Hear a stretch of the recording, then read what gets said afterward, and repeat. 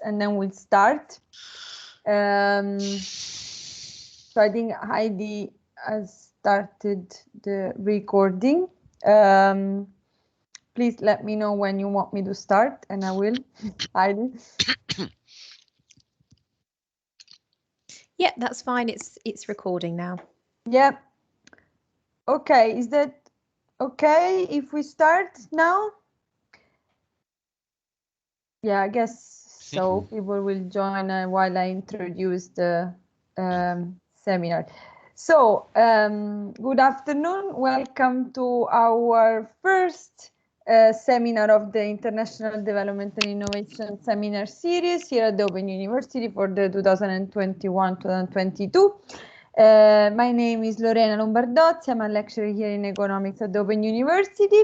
And we are very delighted to have with us today Elia Apostolopoulou, who is a senior research fellow at the University of Cambridge, and Dimitris Bormpoudakis, who's in research fellow at the School of Anthropology and Conservation at the University of Kent. And they will discuss and present to us today a brilliant paper that have been recently published in the Geoforum, I guess, titled Reviewing 15 Years of Research on Neoliberal Conservation Towards the Decolonial, Interdisciplinary, Intersectional and Community Engaged Research Agenda. We also have two OU discussants that will kick off the Q&A and more interactive part of the seminar. Kate Symons, who's a lecturer in global development here at the Open University, and Les Levidow, who's a senior research fellow in development policy and practice, also here. So the video has been recorded and will be available for playback, so people who don't want to be featured can ask questions in the Q&A, has to remain anonymous, and that will be posted on the our website. You are automatically muted, but please raise your hand if you want to ask a question, and please follow our feeds on the Twitter accounts at intdev_OU. So without further ado, we give the floor. I now give the floor to Elia, who will present for, and Dimitris, who will present for about 30 minutes, and then yeah, we'll start the discussion. Thank you very much. Thank you. So hello, everybody. Thank you very much for this invitation and for being here today. So before I begin, just to let you know that for some reason it does not allow me to share with you my screen. It says only presenters can share. I don't know if this can be fixed, or Heidi can also upload the presentation, because I've sent it to her by email. That's fine. I'll just change your settings and you should be able to in a second. Okay. Have the same notification.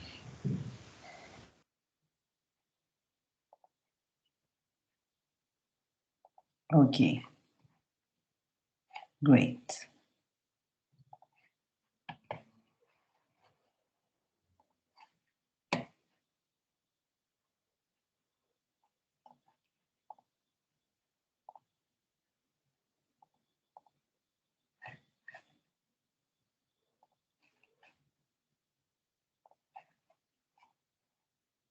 Sorry, just a minute. No worries. In the meantime, I can just say that this is a monthly seminar, and we are trying to invite different kind of disciplines dealing with different types of topic. Next month, we'll have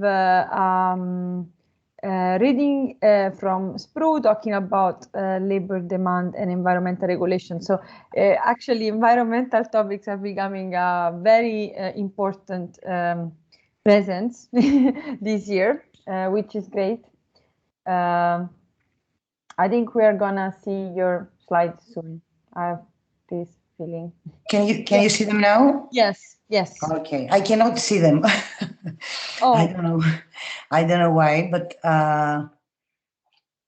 okay. Are you on a double screen? Because sometimes I have a problem when it's no. No, and this didn't happen. Yeah, it says reload, but you can see them, huh? Yeah, we can, your first slide. Okay, this is very strange, huh? If you prefer me to share them, Elia, that's absolutely fine. And you can tell Heidi to next slide. Yeah, let's do I've done that. that in the past. It works. Somehow it works. Okay. Is there a way to make the slides larger?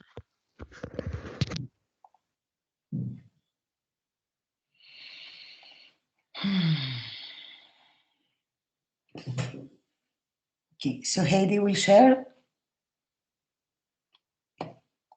Yeah, I'm just getting them up now. Okay, great. And Susan is promoting the economic seminars. It's also Yeah, about true. environmental. The chat, Susan huh? Newman, our head of discipline economics, it's putting the chat Okay. box. So before starting, because we don't need the slides for that. So just to give you a bit of a background on this project. So this is this has been a quite long-term project that it has been published recently, but the idea for this paper emerged actually in the human geography seminars that were organized by the Sheffield Institute for International Development back in 2018. So most of the authors that we have written this paper together, we met there and we organized a number of seminars on finding and exploring ways to compare neoliberal conservation experiences and policies across the globe, across the South and North. And bringing together, different aspects of our research, not only in Europe, but also in many other countries. We started thinking how, we can somehow bring this really interesting but quite unconnected literature together. So this is how this idea emerged, and then it took us a lot of time, and Dimitris will explain afterwards, will give you a bit of background on the methodology we followed and the number of papers we reviewed. So it was a quite challenging initiative to do this kind of review. And it ended up in this quite lengthy, as you have probably seen if you read it, paper. So yeah, we can go to the next slide. So basically, there is a bigger idea behind neoliberal conservation, and this has to do with the broader research field that discusses the neoliberalization of non-human nature.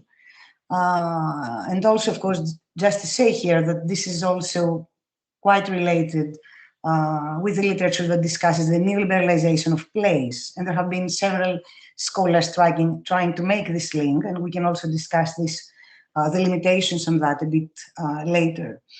So, particularly in the last 2 decades, and especially I would say after the 2008 financial crash, there has been a lot of interest on the increasing neoliberalization of non-human nature across the globe.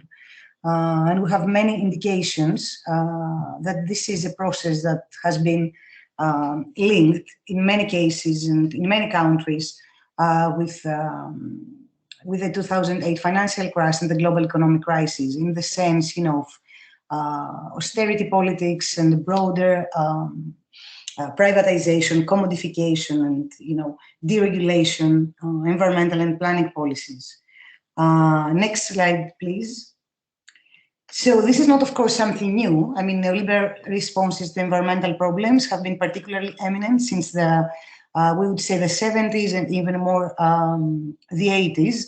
And at that time, governments around the global South and the global North made quite clear that environmental policies started to be focused on the deregulation of legislation or the market-friendly re-regulation of legislation, the privatization of both public land and natural resources, and of course, the creation of environmental markets. And this is the period, the late 70s and 80s, that we have the emergence of this kind of market-based environmental policies, especially in the US and Germany. And later, we saw similar developments across the global North and also across the South. So this meant that these policies quite openly challenge the meaning of environmental regulations and started emphasizing the need to impose economic rationality as the main, as the most legitimate and efficient way to deal with non-human nature. Next slide, please. So neoliberal conservation is one quite indicative example of this broader and wider trend towards the neoliberalization of non-human nature and the dominance of neoliberal policies. And it can actually considered as the latest stage in a quite long and contradictory relationship between capitalism and environmental protection.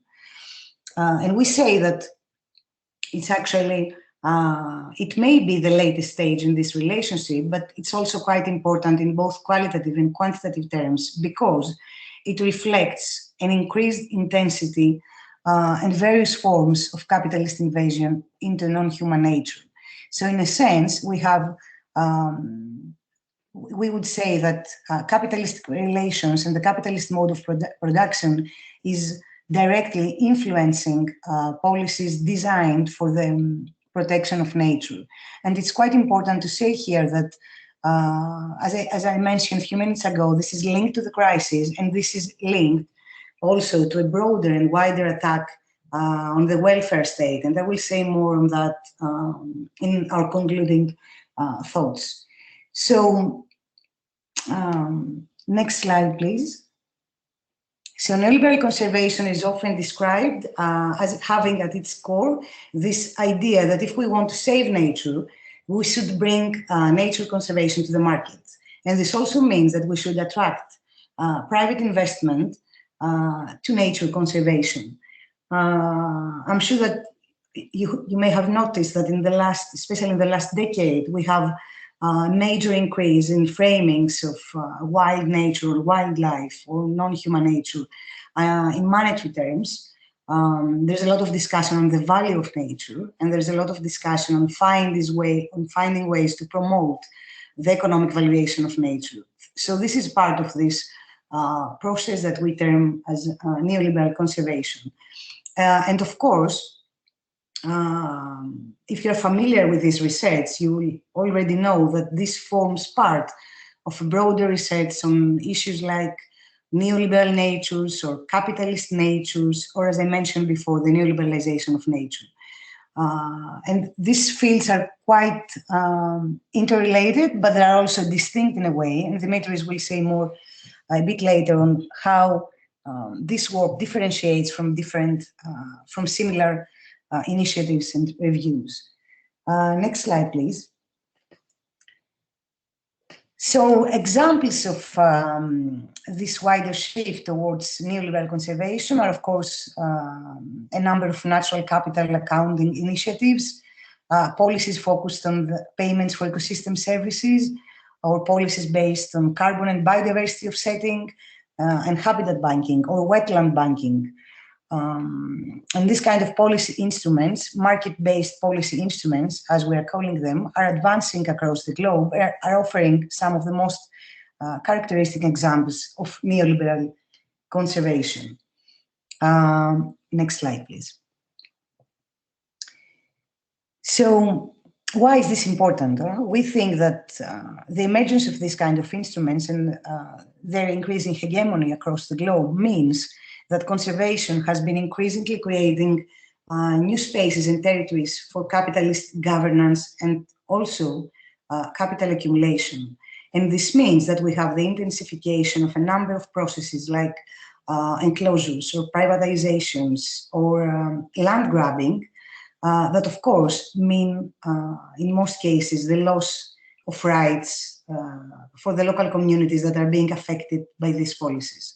So there is a quite important implication of neoliberal conservation policies that has to do with social and environmental and spatial justice issues. And this is one of the main, I would say, reasons for which we decided that this kind of work is really necessary.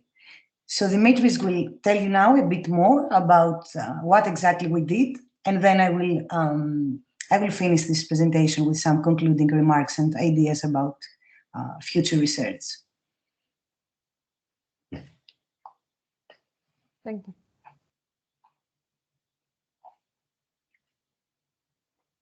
I can start sharing my screen now, I guess. I can try to do that.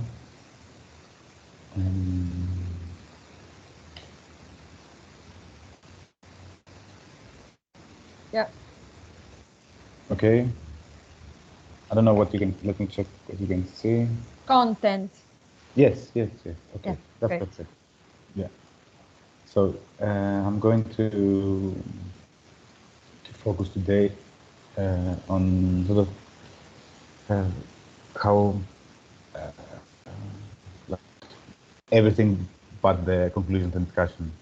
I'm going to talk about like what we tried to do on this project, how we sort of set boundaries around the field of neoliberal conservation as a field of study, not as a sort of process out there, but as a field of study. Our methodological approach to this review, both in terms of sort of collecting the material and how we analyzed it. I'm going to talk about some of the limitations of our methodology and analysis.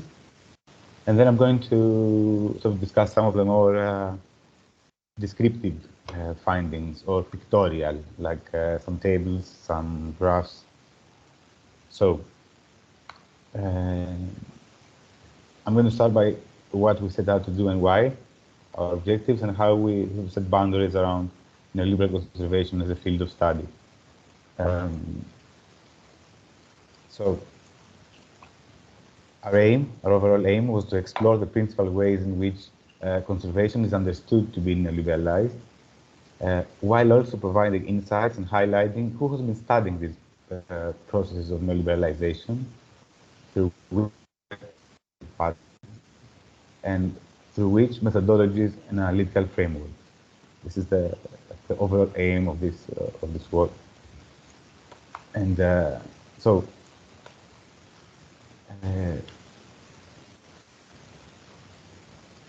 we focus on neoliberal conservation as a distinct field of study. Therefore, we chose only to include the work of scholars who explicitly focus on neoliberal conservation and differentiated themselves from broader and related research on neoliberal natures.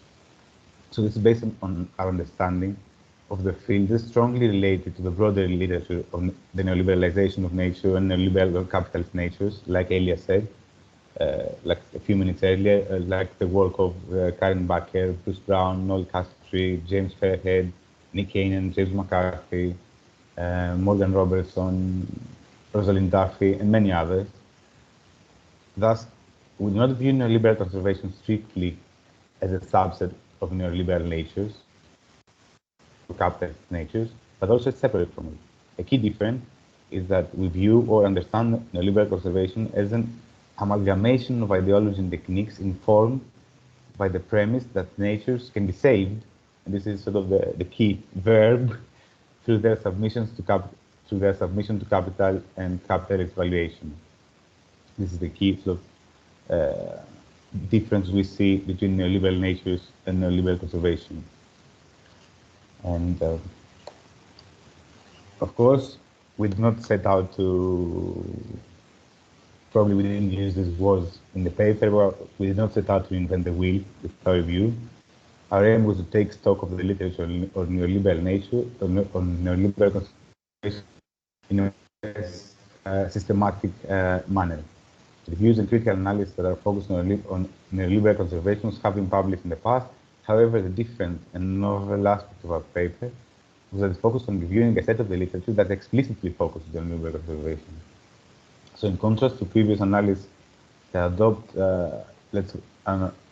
more agenda-setting tone or methodology, or review the wider themes of neoliberal nature, or just conservation, or more specific themes like nature commodification, or neoliberal conservation social impacts, we take a broader sort of view and focus on neoliberal conservation.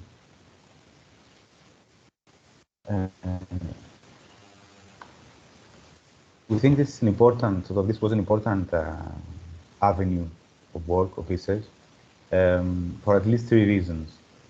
Firstly, by summarizing neoliberal conservation as a distinct field in a more integrative and comparative analysis, we unravel key themes and topics and current gaps in the literature, and we think we contributed towards the discussion about the field's future direction.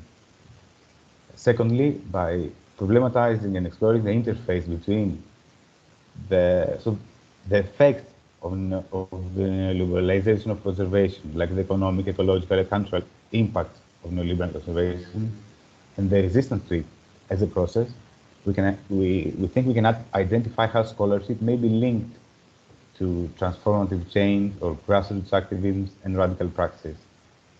And thirdly, by exploring the geographical and production of knowledge,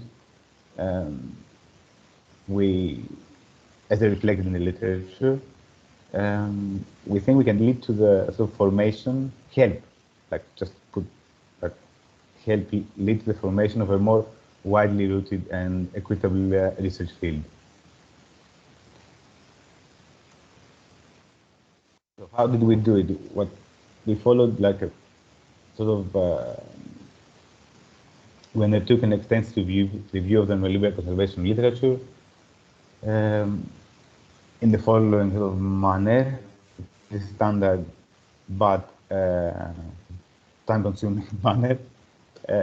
We used the three widely used databases, Scopus, Web of Science, and Google Scholar, to search for neoliberal conservation or the neoliberalization of nature. That produced like 2,400 papers. After an initial check, which did not involve reading the full text, we narrowed the corpus down to 650 papers, and then after full text reading of 650 papers, like with the findings, the field of, like we checked if the findings are related to neoliberal conservation, if the study related to neoliberal conservation and not, for example, neoliberal natures. Narrowed down to 240 papers. From this, based on reading the full text of these papers, we have another 11 in-article citations of papers that we considered like in a collective manner based on our knowledge of the literature and based on citation counts, and but mainly based on our sort of collective knowledge of the literature. The final database of papers that we used consisted of 255 papers. So we have to note that the choices we made were not straightforward, but they were sort of demanding conceptual exercise. This relates both to the challenges that every review entails, but also to the characteristics of neoliberal conservation, which a relatively new field of study, a niche and new field of study, closely related to bodies of research. We avoided a stricter approach that would only search for the term, like in the abstract, or the keyword, or the title of the paper, and we sort of read. That's why we had to read all these papers. We organized several online meetings between the co-authors, and we collectively decided which papers should be included in the database to ensure rigor and to try to eliminate as much subjectivity between us as much as possible. I will talk about the limits of this approach, like towards the end. So I'm going to be a bit quicker here. So we use three types of analysis: semi-quantitative, like word clouds, descriptive statistics, and then we conducted a quantitative network analysis to sort of identify publishing patterns, geographical publishing patterns mainly, And then, like the most sort of time-consuming and laborious effort was to sort of do the qualitative content analysis of the 255 papers. And yes, for each paper in the database, we recorded a list, so fields of interest, and each field of interest had so many times and more than one so variable that we recorded. I'm not going to go through all of them now, but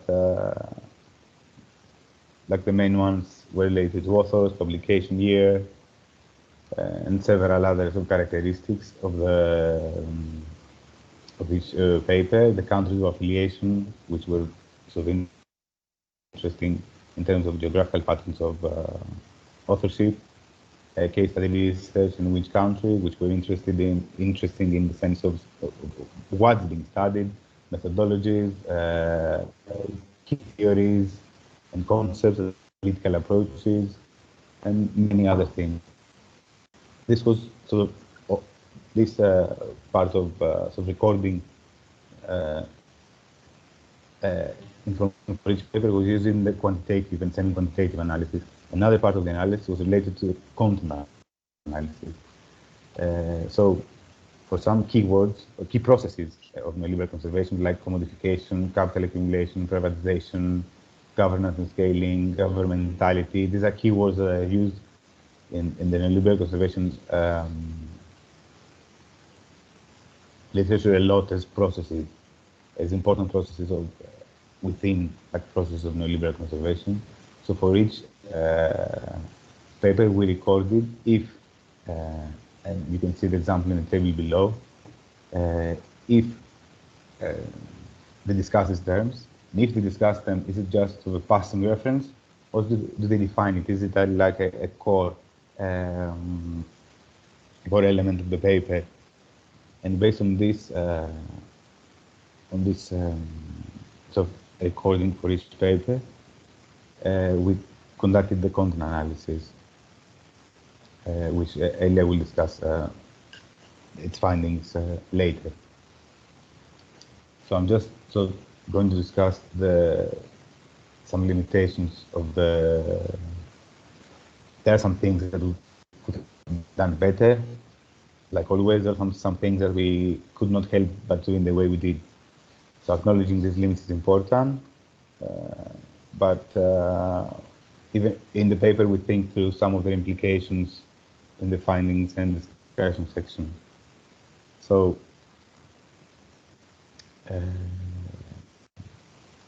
in common to similar reviews are extensive reviews, partial in many respects.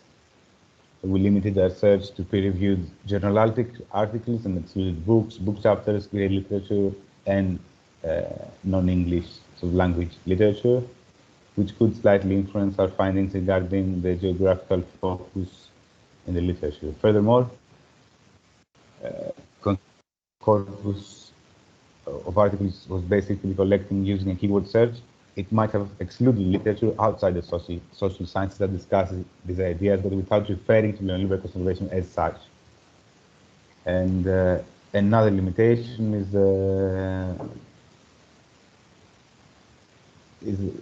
binary gender classification.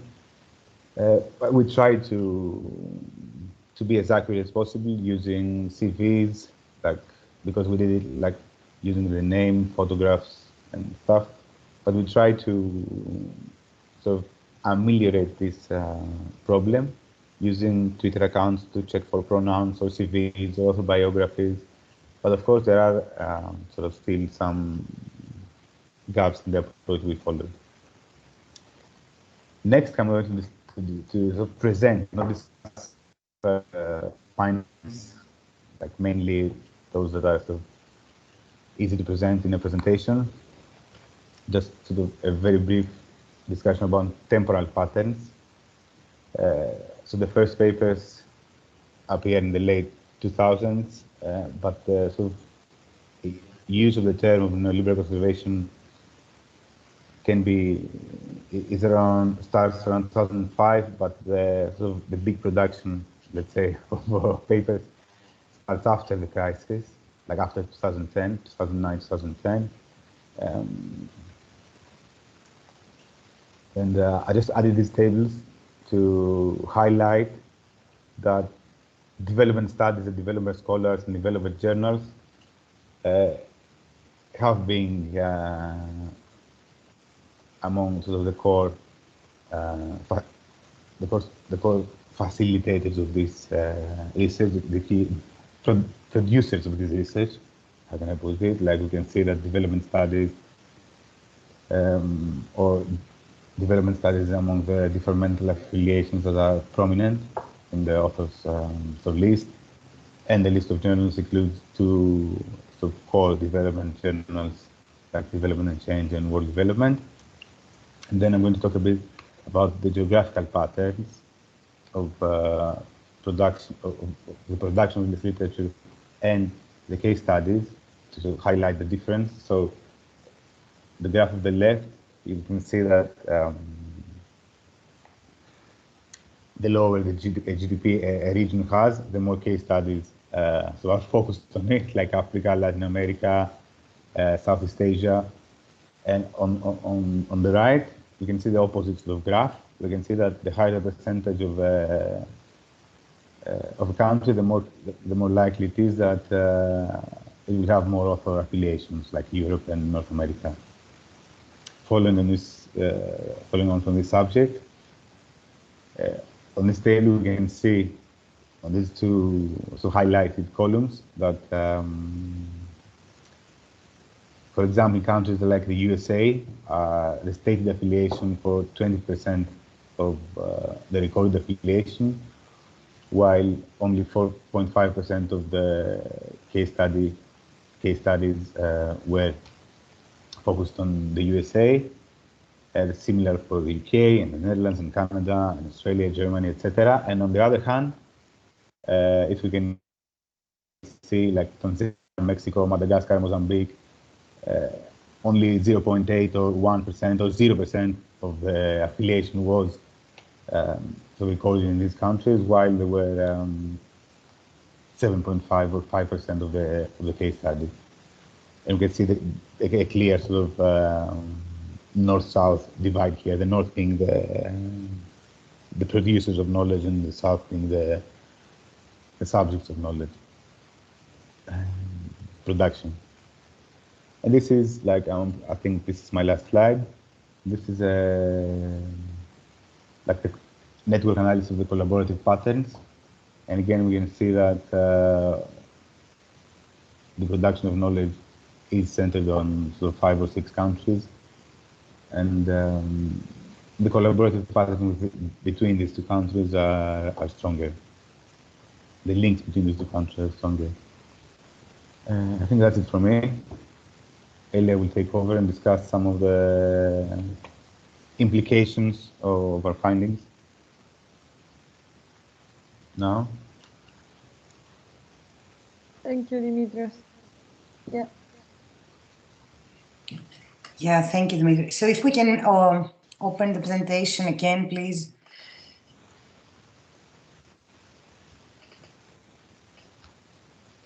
Great. Great. So as Dimitris explained, so this work included a lot of papers and a lot of different topics and, many different countries and scholars and geographical areas. So it's quite, it showed quite clearly how broad the field is, but it also made it quite challenging to see, what are the key ideas that we can discuss and what can we actually propose. Sorry, can you hear me? Okay. Yes, yes. Okay, great. And what can we actually propose for the future? Because we didn't do this review just, because we wanted to read 650 papers. So, so we try to organize our ideas around 5 key propositions that, of course, I think, actually, to be honest, I mean, they definitely reflect our own interests and our own publications in the field. But I think that there are quite, honest attempt to find the main ideas in this body of research. So the first idea, if we can please go to the next slide. So the first key conclusion and idea for the future has to do with the quite limited engagement we observed between, on the one hand, the social sciences and humanities exploring neoliberal conservation, and the other hand, natural sciences exploring nature-society relationships.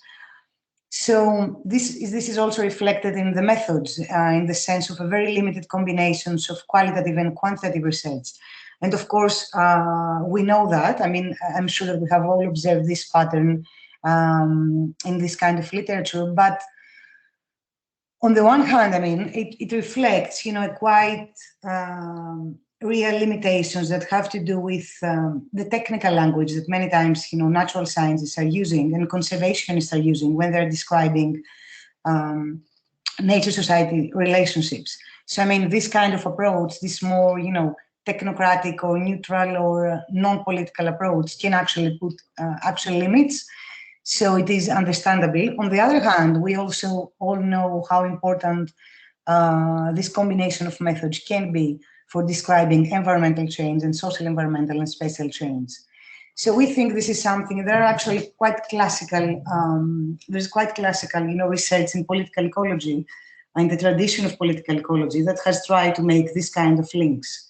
Next slide, please. So the second thing, which is also part of our main conclusions that have to do with the methodologies, has to do with also the limited incorporation of more, as we would say, innovative, novel methods from the social sciences and humanities or participatory methodologies that someone would expect, given the emphasis and the focus of the field on communities and social justice and environmental justice, that this kind of approaches would be more central to the field. We specifically highlight here the need to incorporate studies of countermapping, which refers to a set of visualization practices of critical cartographic data that is methodologically aligned with feminist visualization. We think that this is particularly important because it's a quite powerful method that can actually make, visible both livelihoods and sites of that experience loss and transformation. And also, and relatedly, we consider this very important because countermapping historically has been used as a means of resistance, in the sense that it gives both scholars and communities that are involved in this process the opportunity to challenge the dominant ways that social environmental problems and conflicts are framed. And of course, empower marginalized social groups. So the second, next slide, please. The second key conclusion from this work has to do with the way that the field is exploring the commodification of nature. As I mentioned before, and Dimitris also mentioned, this idea of non-human nature that is being, of the capitalist invasion into non-human nature, and the idea that if we want to save nature, we must somehow, use market-based instruments and market logics to do that. So even though in neoliberal conservation this idea is criticized, and this is a very important and valuable contribution of the field, this radical critique of the commodification of nature and market-based instruments. On the other hand, we also see that a more in-depth discussion with the most important theoretical issues that have to do with the value of nature is missing. To give you some key examples, in most cases there is no discussion, or there is a quite vague or confusing discussion around key ideas like, use value or exchange value or surplus value, or, this very important theoretical discussion that has been emerging particularly I would say the last 5-6 years around issues of value and rent. I mean, whether these ideas around the commodification of nature actually indicate the creation of surplus value or should be theorized as an instance of rent. So we think that this a more, in-depth theoretical engagement with debates around the value of nature, including not only the nature valuation debate, but also a number of scholars working on the value theoretical framework could actually advance a lot of the contribution of the field on the issue of the commodification of nature. Next slide, please. The third key conclusion from this work has to do with the issue of urbanization. So our review indicated quite clearly that there is a major focus on rural areas, along with a focus on the global south. This is not surprising because we know that conservation has mainly targeted conservation, international conservation NGOs have a lot of activity in these areas, and major issues of environmental and social justice have, of course, emerged in these places. So it makes sense. But on the other hand, especially if we take into consideration, discussions around planetary urbanization, or the more classical idea of Lefebvre around generalized urbanization, and the way, the extension of urbanization beyond the limits of the classical city is perforating the rural-urban divide. If we consider these ideas, especially in the context of the last decade, I mean, we have extensive evidence that we are in, the era of infrastructure, of mega projects, of, extended urbanization along hinterlands and cities. So within this particular historical context, we think that it's crucial to expand the focus of the field beyond the traditional areas that political ecology and now neoliberal conservation are focusing. Next slide, please. So the four main idea that came out from this paper relates a lot with what Dimitris described about, this difference between, on the one hand, the empirical focus of the field that clearly lies on the global south, and on the other hand, the affiliations of the scholars that are exploring, that are writing extensively on neoliberal conservation, that are mainly based on the global north. So this pattern was quite clear in the papers, and again, on the one hand, this emphasis on the global south is one of the major contributions of political ecology, and it actually genuinely addresses post-colonial calls, to shift the theory of the focus of theory making beyond the West. A discussion that is very, very,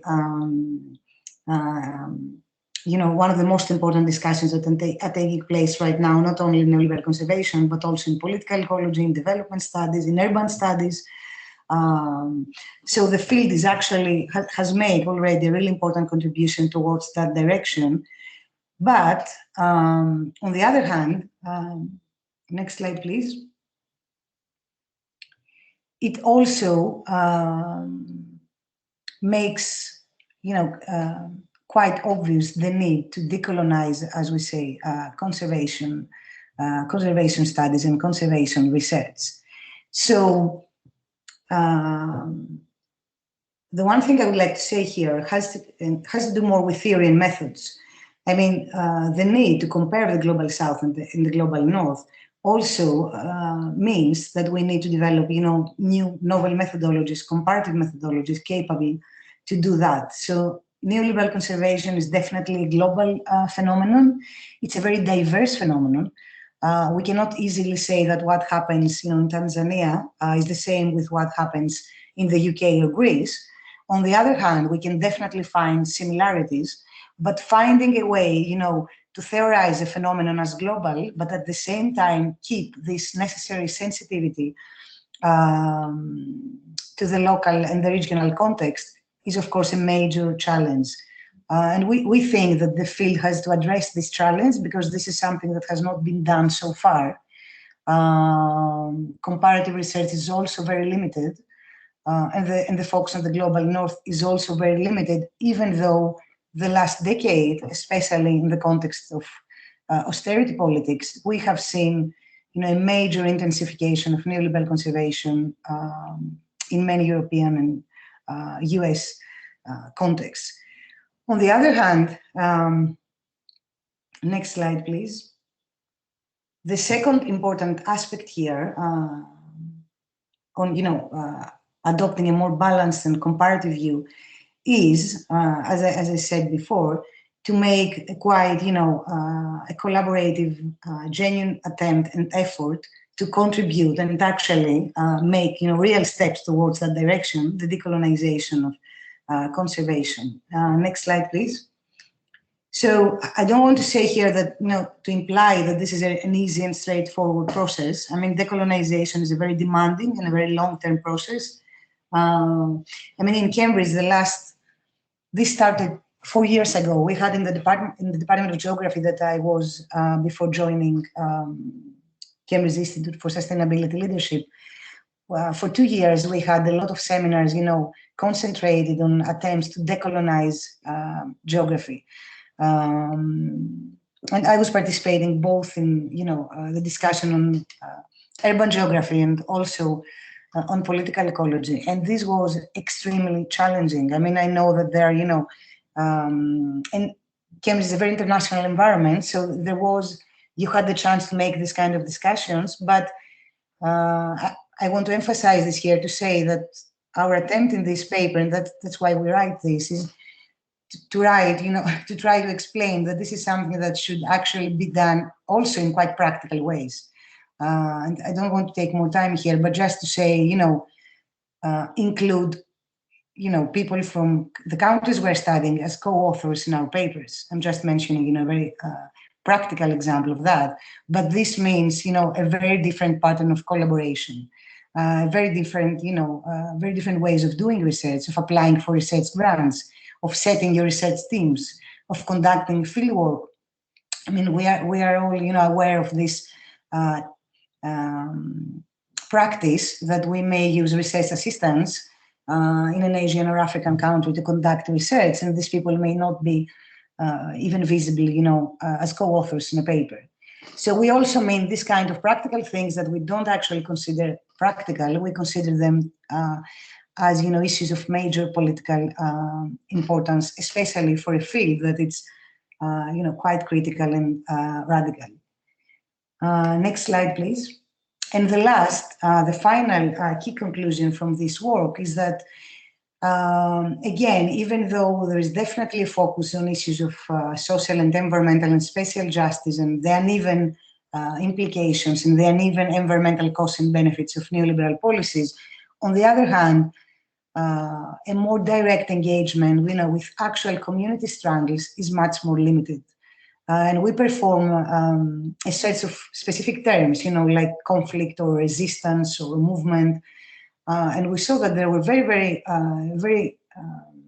small number of papers that they were actually engaging, with this kind of community struggles and conflicts and resistance struggles. So we think that this engagement is necessary if we want to advance a counter-hegemonic and radical rethinking of conservation politics. Next slide, please. And this also means, and this is another key finding from this research, that we need to find ways to trace more directly the links between environmental and class politics and also gender and race politics. As you can see, if you read the paper, there's, again, the number of papers that are making this attempt to link these triangles or to refer explicitly to class issues or to gender or to race, the number of papers that are doing this is again very limited. So we consider this quite significant if we want to actually advance intersectionality in our work. And also we consider this very important if we want to find ways, and I think this is really crucial in this context, that we also have, a public health crisis along with the climate and the environmental crisis and the constant endless economic crisis, to find ways to bring together movements around conservation and food justice and energy and climate justice and all these movements. So last slide, the next slide, please. So to conclude, along the lines of what I have described, we also put forward the need to rethink conservation itself, how we understand nature conservation and how we define nature conservation, and of course how we theorize nature conservation. And we think that it's quite important to understand it as a social practice that includes all community strangles and movements that are fighting against the loss, the destruction, and the degradation of social natures, not only beyond, but also within cities. We also expand this idea here about the right to nature, that there's a lot of work on that since 2015, and we can discuss this afterwards in the questions. And we think that this idea of the right to nature as a new, collective social right, and of course as something that is building on the legacy of the right to the city and as directly connected to the right to the city, is something that can actually advance this understanding of conservation, environmental struggles. Thank you. Thank you, Elias and Dimitris, for this very comprehensive and, much needed systematization of the debate on neoliberal conservation. We now pass the floor to Kate and Les, and I know that Kate has developed a more kind of a broader commentary on the paper, and Les it's going to delve into more details. So I will pass the floor to Kate first. Thank you. Great, thanks. Thanks so much for the paper. I had read it, obviously, but yeah, it was really great to kind of hear it presented. So thank you so much. And in preparing my comments, I had thought about, I guess, the audience and then my own position in kind of straddling this sort of political ecology, geography, and then development studies space. So thought about the question, well, what are the implications of this research, and I suppose the broader neoliberal conservation research for development studies audiences and researchers at that kind of environment development interface. And I think your paper has obviously shown that 15 years of research has made really important contributions, kind of especially around defining these really central theoretical principles in understanding neoliberal conservation. So this idea that we can kind of attach a monetary value to nature in order to find new arenas for markets to operate and create opportunities for capital expansion and thereby kind of save nature. I think your paper has done a really excellent job in highlighting that neoliberal conservation is actually about maintaining and sustaining, I think, as you say in the paper, maintaining and sustaining capitalist modes of production and ideologies rather than dismantling them. And I think also what came across, especially in the visual slides, is that there's a really strong development aspect to both to neoliberal conservation ideologies and practices, as well as the way that the research and the knowledge production is structured. So you guys didn't get into this as much, but there's quite often development claims attached to these neoliberal conservation schemes that not only will they kind of save nature, they also come with promises around poverty reduction and community development. But as you've highlighted, they go hand in hand with these dynamics of dispossession, privatization, reconfiguration of the state, so raising questions around democracy and neoliberal environmentalities, so like obliging communities to take up roles in tourism rather than other other ways that livelihoods may have been structured before the scheme. So yeah, I would say that the paper's overall message is really applicable to this broader potentially development studies audience and development studies colleagues. So I've got 3 kind of suggested discussion points, and I'll go through them really quickly, and I hope 3 isn't too many. I've got so the first one is around what you both highlighted really well in your slides. So this question of knowledge and the decolonization agenda. Your paper has highlighted really well the narrow basis of knowledge production and the domination of scholarship from the global north. So it came across really nicely presented in the visual slides.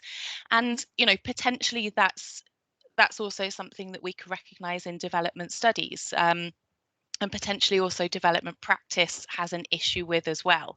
So development is potentially too narrowly conceived as this kind of top-down expertise and interventions delivered by the global north to the global south, and development studies potentially also sharing this problem with the basis of knowledge production. So my first question to the audience then is how can development studies go to support this, as the presenters referred to it, this decolonial, grounded and intersectional community engaged approach? Elia mentioned some excellent better ways of collaboration and structuring research as potentially a starting point. My second question is around environmental justice and the right to nature.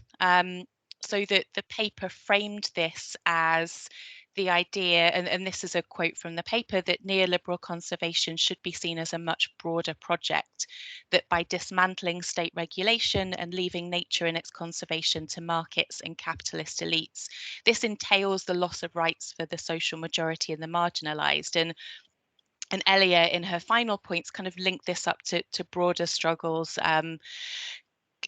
coalescing around this question of rights.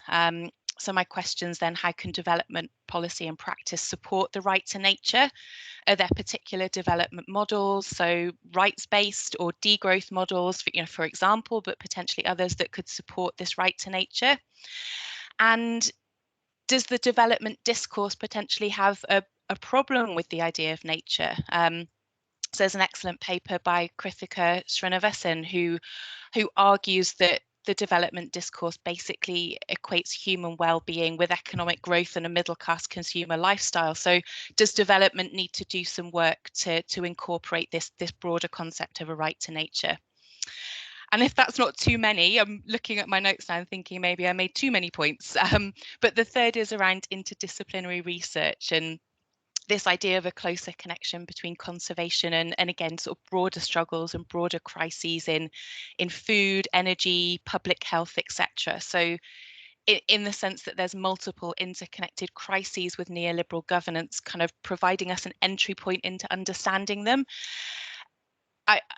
There's a really key strength in development studies in this interdisciplinary research and this kind of grounded research from different disciplinary perspectives. So potentially there's methodological approaches to share from our development studies colleagues. So I realize that was a lot of points, and I will leave it there and really thank you guys for such an interesting presentation. Thank you, Kate. They're all valid points. I don't know if we will have time to discuss all of them, but at least it's good to set the Yes, that was quite a lot. That's okay. I'll ask, yes, floor is yours.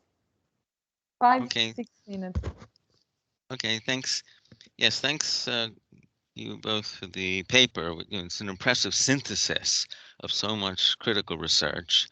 And you try to develop, say, meta approaches or meta concepts for linking the quite different activities and agendas which come under the broad concept of neoliberal conservation. I think that demonstrates the importance of the term, but also to make distinctions among the different forms.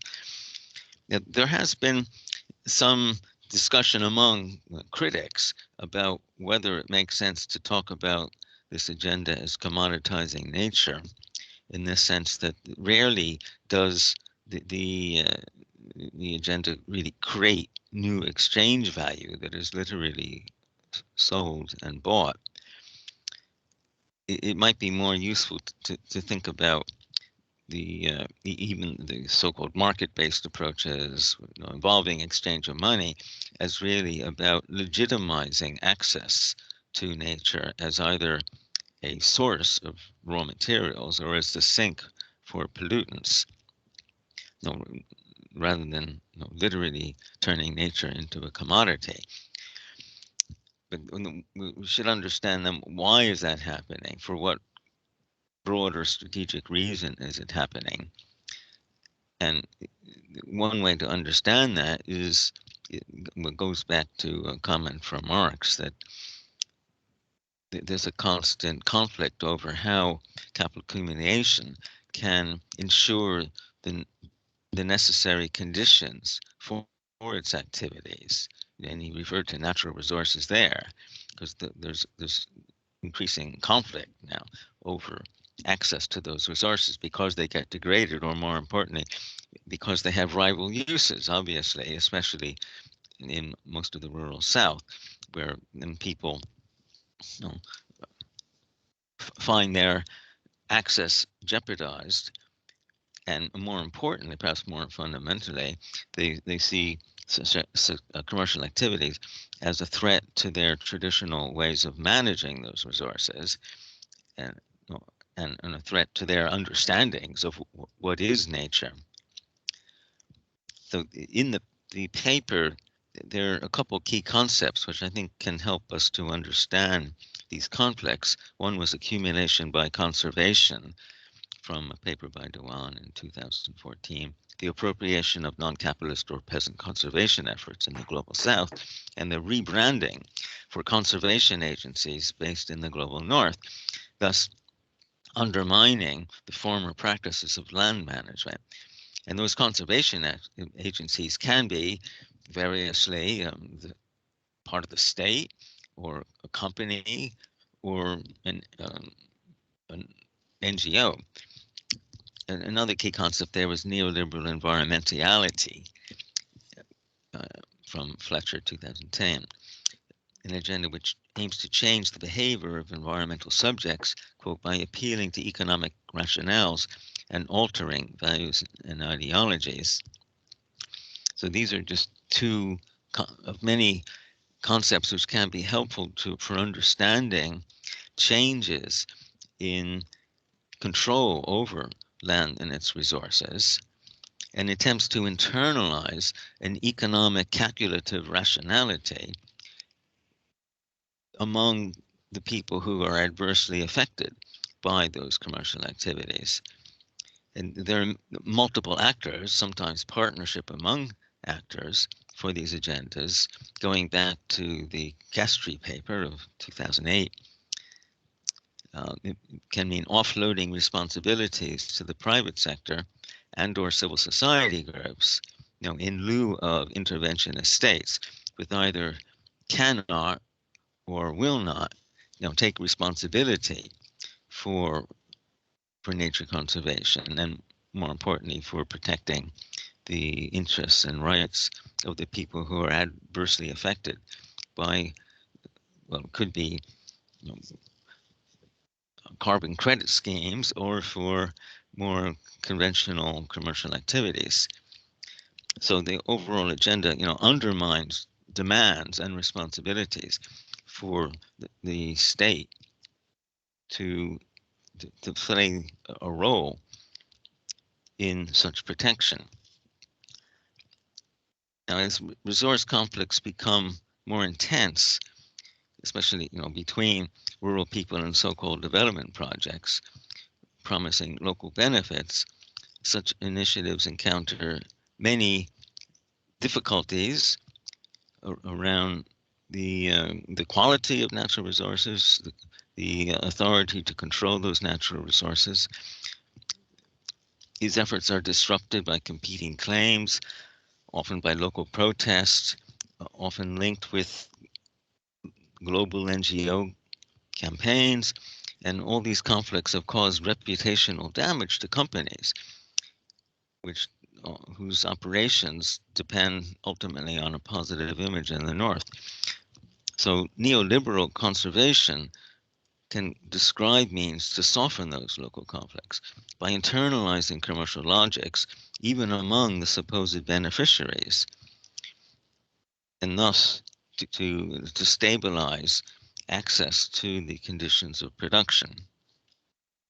And in these efforts, companies have increasingly depended upon civil society groups of various kinds to mediate with the affected people towards means of somehow reconciling their own economic activities with a version of nature conservation, which of course reframes nature accordingly, according to an economic rationality, and reframes the managers, whoever they may be, as environmental stewards, somehow representing the general interest of nature.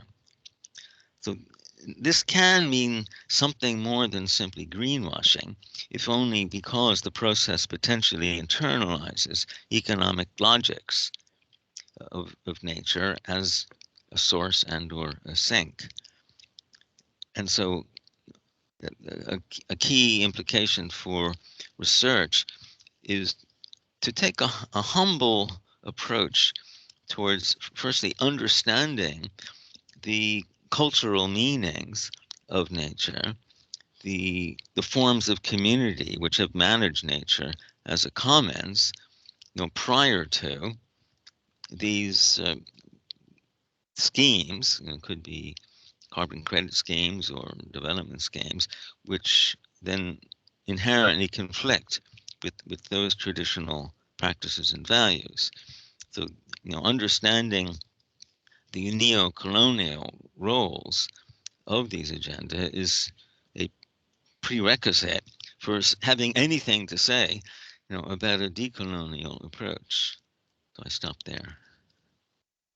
Thank you, Les. I think you had two very interesting points, which is the role of the private sector and the profit making into this, enabling and lobbying for this neoliberal policy conservation. So we are aware of time, so we have 20 minutes left. So I would like to open the floor for the Q&A.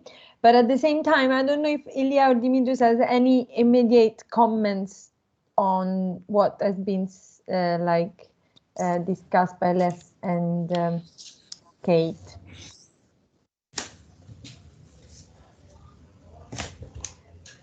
No. Yes, thank you both. Yeah, thank you, Les and Kate. I mean, this was really interesting. I think it's better if we go for. Yeah, because we only have 20 minutes, and what Les and Kate said, we can say a lot about very interesting interventions. So I don't see any hands raised. I don't know if you guys want to put your comments in the chat box. Sometimes people are shy here at the Open University. But if not, I think I have a question. So I'm, and it's related to the gender approach and social reproduction. Because it's, I think it's like a political ecology, a feminist political economy are converging towards this idea of commodification of work and nature. And it's really connected to the idea of decolonizing, the epistemology of what's, the work of nature and the work of women, should be incorporated into capitalism.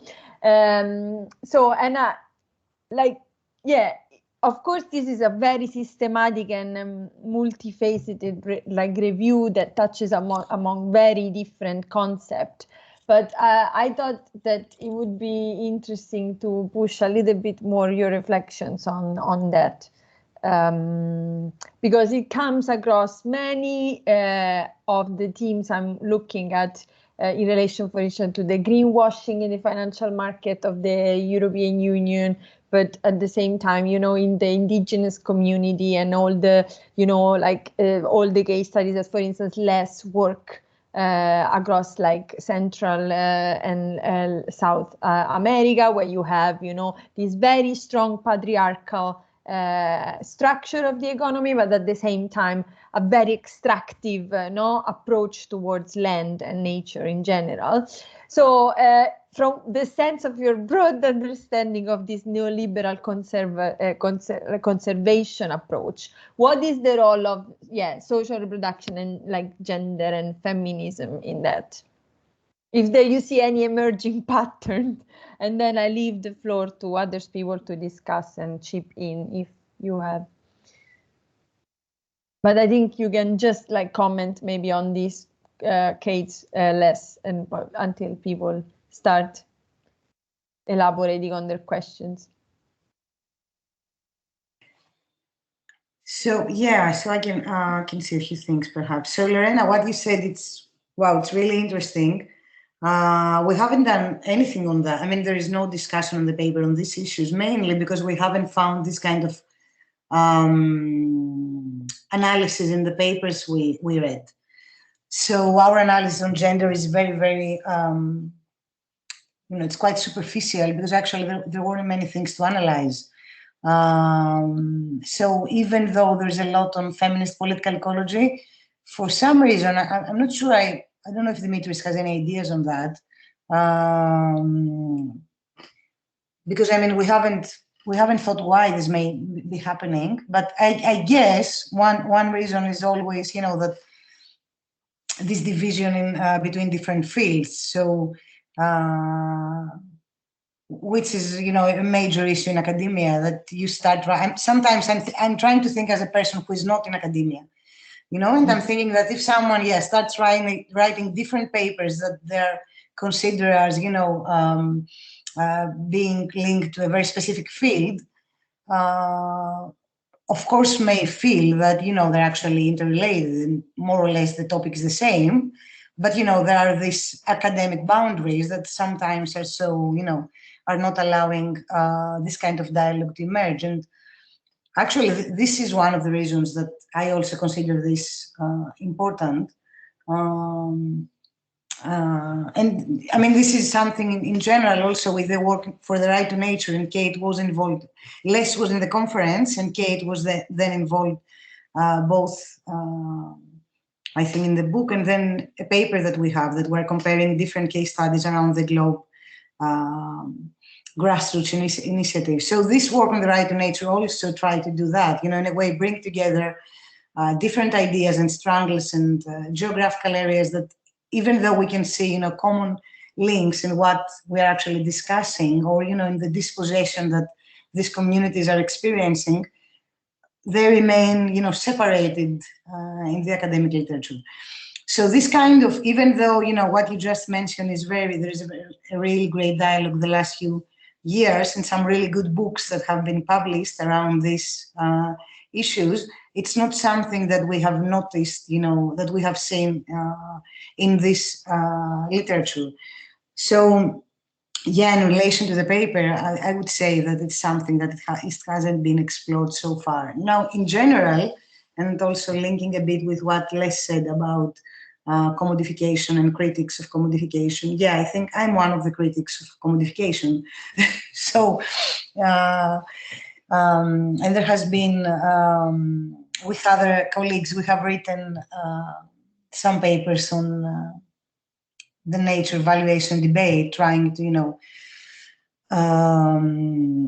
be critical on this idea that nature is actually, a commodity, or, is commodified per se through these processes. And we tried actually to, I think I mentioned this a bit during my talk, we tried to say that perhaps what is more relevant to this discussion is the theory of rent, and not, this idea around the commodification of nature.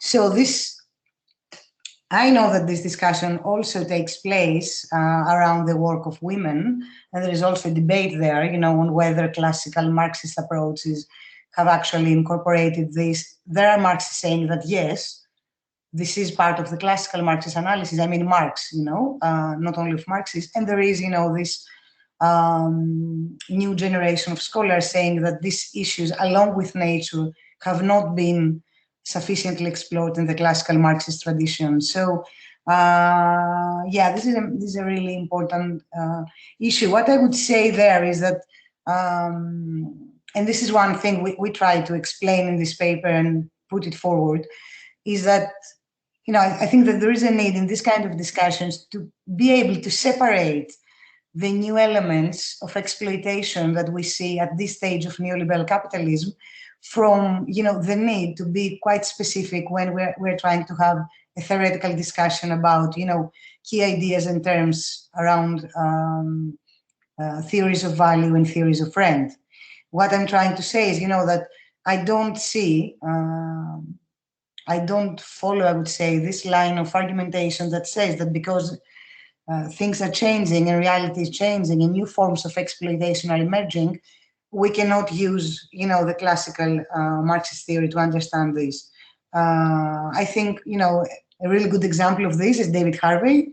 I think he has found a really good way, you know, to understand and explore, you know, recent issues around housing and gentrification, and Neil Smith, I think the same, while, you know, still trying to incorporate ideas around, you know, theories of value and all that. So, yeah, I mean, I will leave some time for Dimitris, just to say here and finish that, as you know, we cannot properly, we cannot have a proper discussion on that now, we don't have the time.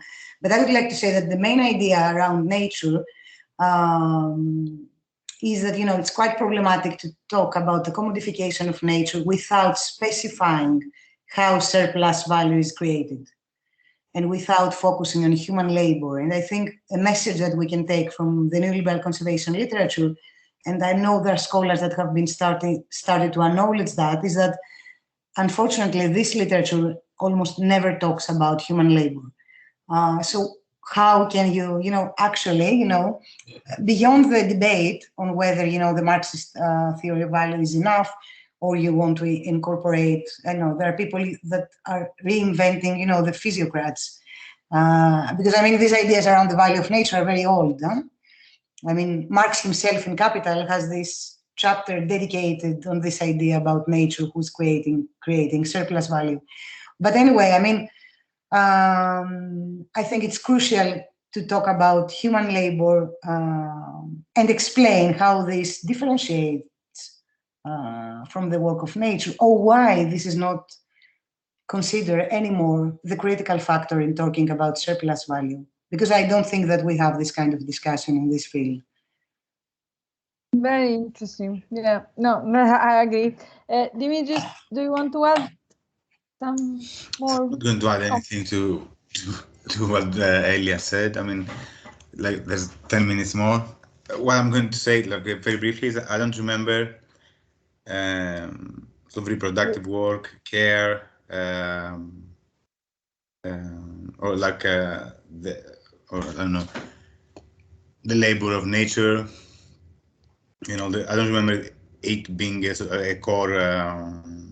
Not a core. I mean, it wasn't like something that came out of the review as one of the things sort of commonly or even rarely mentioned. Yeah. Yeah, that's it. No, that's interesting. I mean, we dropped the bomb, but where the source of surplus value comes from in relation to labor in nature and through nature. So, yeah, I think this is the take-home message for your next paper. I'm happy to get you here next year. So, is anyone from the audience asking any question, wanted to ask any question, clarification, comments? I guess they're all satisfied with your very comprehensive review. So I might just give maybe the floor to Les and Kate as any follow-up comments and remarks. Shall I can go? Yeah. Other than to think about this question of sort of social reproduction, I was just kind of following that debate, and I think it's really interesting. I've, I guess, sort of struggled slightly in my own work with this idea of these schemes kind of offering quite a lot of development promises and changing sort of broader societies around them. Like I'm thinking of these really big conservation peace parks, and actually some of this, I suppose, like social relations that come out of that are what you might want to call progressive change if you're putting a development studies hat on. So people are getting things like services that they weren't getting before, and potentially livelihood opportunities that they weren't getting before, but they're also having things taken away from them. They're having rights to nature taken away from them, and they're being asked to behave and structure their lives differently. And potentially this question of social reproduction is an interesting kind of way to get to that. So yeah, kind of thank you, I think, but it's also kind of sinking in. So my follow-up comment is not very impactful other than thank you, and maybe I need to go and look at a draft of my paper again, which I don't want to do. But yeah, thanks. I'll pass to Les. Yes, the role of human labor, or let's say collective activity, now is crucial here, or at least it should be in any critical analysis. I mean, I perhaps avoid the word labor because it often means or implies a relationship to capital. I mean, that's so collective human activity in the broader sense, as I mentioned before, about a community of some kind managing natural resources as a commons with its own informal rules and understandings about how to conceptualize nature. Now, this has been systematically degraded since the enclosures in Britain and all over the world, through capital accumulation, and it's at the heart, implicitly, of the whole agenda around biodiversity conservation. And it should be made more explicit. Now, I had conversations with some key people in nature conservation organizations, which tend to be global, at least in their perspective, regardless of where the person happens to be based. And in my conversations, I pointed out that the dominant paradigm, coming from, say, the World Bank and business organizations, conceptualize nature as an asset. I mean, literally, by either implicit or explicit analogy with financial assets. Nature, this asset, all by itself generates ecosystem services, but these services are now being jeopardized by environmental degradation, rival uses, and so on, irresponsible behavior. So all of this invisibilizes, conceals the commoning practices, which in some form go back to the beginning of humanity, and often today remain invisible to outsiders. So these commoning activities should be a priority for research, and of course that is central to social reproduction more generally. Often women playing a leading role, but men as well. And I think that this perspective on natural resources as a commons protected by a community of some kind is a crucial focus for development research, because it's fundamental to any alternative to the dominant form of development, which seeks to appropriate natural resources by claiming superior knowledge or even superior responsibility for how to manage the asset. Yeah, I mean, it doesn't, we always end up having the same, it doesn't mean that commons do not exploit, and there is an intersectionality within that. But yeah, I mean, I think we all agree on that. It's a matter of understanding what are the, modalities of ownership, control, and extraction of value in a way that economists perceive value. And a battle for legitimacy. Who has legitimacy as the steward of the resources? Yeah, and there is a more of a power relations. Sorry for that. Yeah, no, you're definitely right. I don't know if anyone from the participants want to add another, like some comments or people attending. I apologize for this shy attitude. Usually it's not like that, but it's the first Yeah, seminar. sure, no worries. We are not all experts on this, but if there is no other comments, I guess we can close our seminars here. And I posted the paper on the chat box for those who want to read and ask questions. I guess you can also send an email to Elia and Dimitris. And so Elias, yes? Yeah, no, I just wanted to say something about what Kate was saying before, because we didn't touch on that because I was sure that Kate will talk about that, but this is about development, I mean, and the development and the promises and the visions and whatever. And because, the last 2 years I have been working a lot on the Belt and Road Initiative. Oh. So, this happens with academia. Something is published 2 years after you are working on that. So this reflects more previous work, I mean. The paper we are discussing today, it's of course part of my research always, but my main focus the last 2 years and a half is the Belt and Road Initiative. So, and there, what Kate described, which is also, of course, very strong in neoliberal conservation, is extremely obvious. And, I mean, almost in every project that it's related to the Belt and Road and has devastating effects for local communities, the argument is that, this will bring development, this will bring, jobs, this will save you from poverty. And what I wanted to say is that even though we're talking about different cases, but also linked in some cases, because some of these projects are taking place in areas that have, really important impacts on nature, including protected nature. So we have all these triangles related.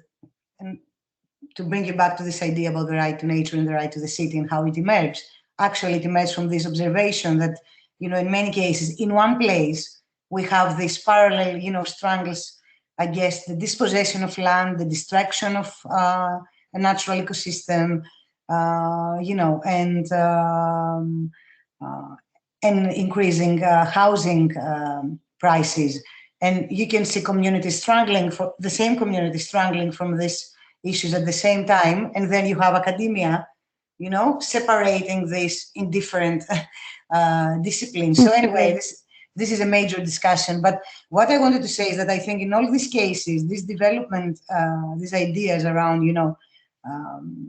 these development promises and visions and whatever, I think they're all based in the same idea that, actually there is no other alternative. So I think this is a very strong idea behind all this, that if Rio Tinto doesn't come to Madagascar, even though they're, destroying the forest, nobody else will care about you. So there is no other, you will just stay poor forever. And I think it's, it's the same in every case is the same, it starts from the same, from this assumption. Yes. That things won't change. So given that everything that it's, all structural issues remain the same. So within this context, let's see what you can gain, from a mining industry, from a private conservation entity, from, sorry, this just a comment. No, it's, I mean, Kate made a point. I think I read your paper on infrastructure in the PRI. Yeah. But it's, I mean, Kate said, and there is something, even a special trade-off between infrastructure and conservation, with both promising different kinds of development through offsetting large-scale spatial strategy, etc. Certainly present in Mozambique. So, there is a kind of normative assumption about what is necessary universally, and it's hard to make explicit all the different layers of trade-off. Yeah, no, it's true. I don't know if Kate wants to follow up, but I think we will have seminars in February about Mozambique. Okay, so we are running out of time, but thank you very much. That was a very, very great and interesting. Thank you too. Yeah, thank you so much. And I hope to keep in touch because we are a lot of people working on the BRI at the Open University. So really, okay. Yeah, sure, we should do that. Okay. Yeah. So yeah, we have a project on called Redefine, led by Giles Mohan, that looks at Chinese investment in Europe, and then I look at Chinese investment in Central Asia. Lots of couple of PhD. So yeah, keep in touch. So we should will talk more. organize a workshop maybe soon.